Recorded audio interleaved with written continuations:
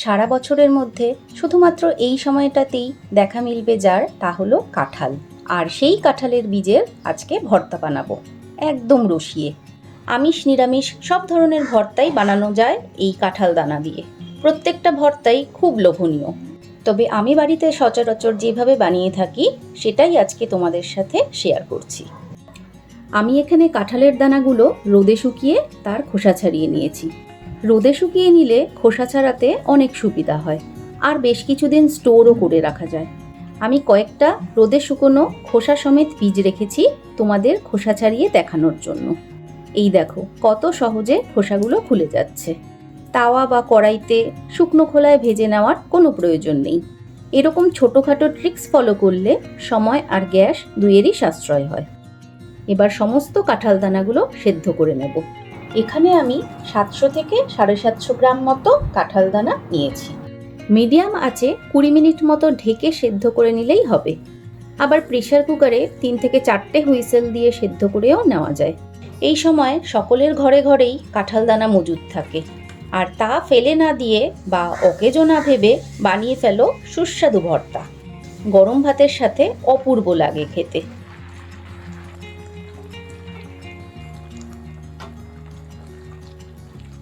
দেখো দানাগুলো একদম সুসেদ্ধ হয়ে গেছে।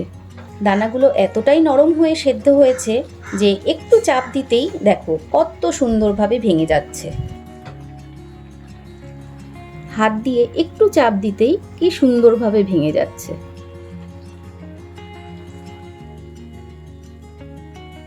এবার গ্যাস বন্ধ করে বীজগুলো জল থেকে ছেঁকে নিয়ে অন্য আরেকটি পাত্রে তুলে নেব।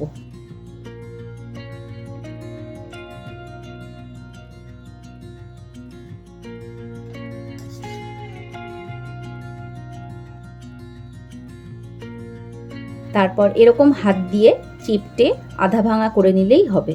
শিলনোড়ায় মিহি করে বাটার কোনো প্রয়োজন নেই। কাঁঠাল দানা তো সেদ্ধ হয়ে গেল।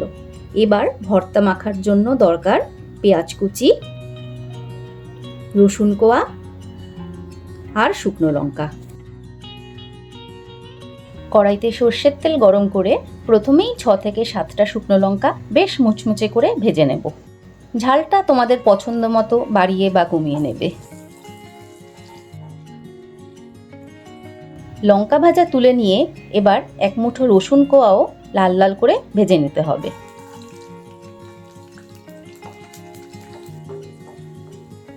খুন্তি দিয়ে এরকম চেপে দিতেই রসুনগুলো ভেঙে গেলে বুঝতে হবে ভেতর থেকে রসুনগুলো সেদ্ধ হয়ে গেছে। এবার রসুন ভাজা তুলে নেব।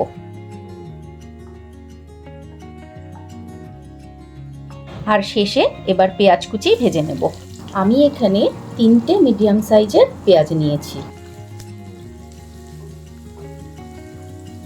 পেঁয়াজ ভাজায় হাফ চামচ মতো হলুদ ও নুন দিয়ে ভাজলে পেঁয়াজগুলো তাড়াতাড়ি নরম হয়ে যাবে, আর হলুদ দেওয়ার জন্য ভর্তার রঙটাও খুব সুন্দর লাগবে।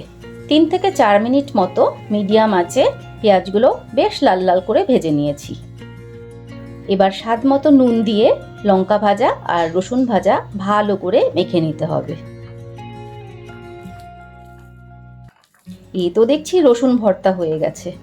মনে হচ্ছে এই দিয়েই ভাত মেখে খেয়ে ফেলি।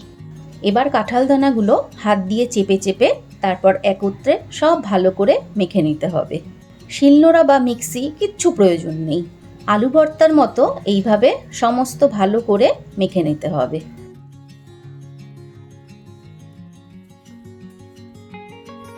এবার কাঁঠাল দানার এই মাখার মধ্যে রসুন ও লঙ্কা ভাজাটা দিয়ে দেব।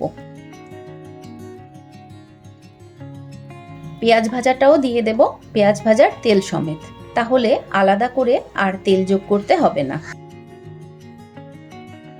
এবার কাঁঠাল দানার সাথে পেঁয়াজ, রসুন, লঙ্কা সব ভালো করে মেখে নিতে হবে, ঠিক যেমনটি আলু ভর্তা মাখা হয়। আর হ্যাঁ, এই কাঁঠাল দানা কিন্তু বেশ মিষ্টি মিষ্টি হয়, তাই আলাদা করে চিনি যোগ করার কোনো প্রয়োজন নেই। কাঁঠালের এই বীজ দিয়ে অনেক রকম সুস্বাদু রান্না করা হয়ে থাকে, যার মধ্যে ভর্তা সব থেকে জনপ্রিয়।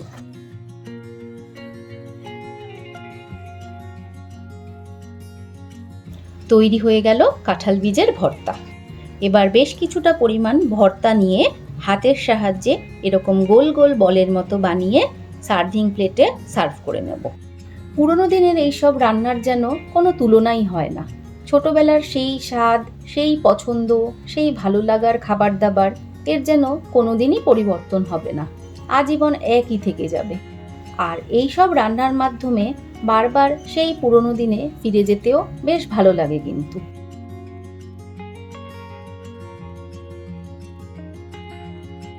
আর গার্নিশিংয়ের জন্য ওপর থেকে কিছু পেঁয়াজের বেরেস্তাও ছড়িয়ে দিলাম। গরম গরম ভাতের সাথে এই কাঁঠাল দানার ভর্তা একদম জমে যাবে। তবে আর দেরি কেন, এত সহজলভ্য ও সুস্বাদু কাঁঠাল দানার ভর্তা একদিন বানিয়েই ফেলো আর এর স্বাদ উপভোগ করো। এখন না খেলে কিন্তু আবার সেই 1 বছরের অপেক্ষায় থাকতে হবে। কেমন লাগলো আজকের ভিডিও কমেন্টের মাধ্যমে জানিও। পুরনো বন্ধুদের অনেক ধন্যবাদ ও নতুন বন্ধুদের স্বাগত জানিয়ে আজকের ভিডিও এখানে শেষ করলাম।